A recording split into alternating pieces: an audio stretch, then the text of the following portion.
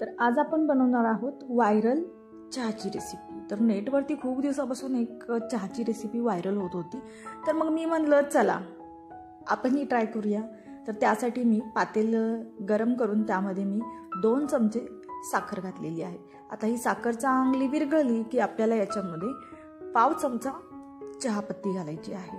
पुन्हा ही चहापत्ती आणि साखर चांगली मिक्स करून झाली की आपल्याला त्याच्यामध्ये 1 कप दूध घालायचं आहे आणि त्यामध्ये चहाचा थोडासा मस्त असा फ्लेवर येण्यासाठी थोडंसं मी इथे अद्रक कुटून घातलेलं आहे।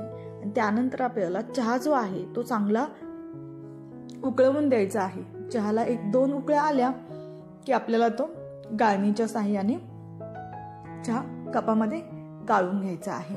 आणि याची टेस्ट इतकी सुंदर लागते की म्हणजे असा चहा मीही पहिल्यांदाच चाखून पाहिला। तर मी ट्राय केली आहे व्हायरल चहाची रेसिपी, तुम्हीही ट्राय करून पहा। चला मस्त रहा, स्वस्थ रहा आणि माझ्या रेसिपीज ट्राय करत रहा।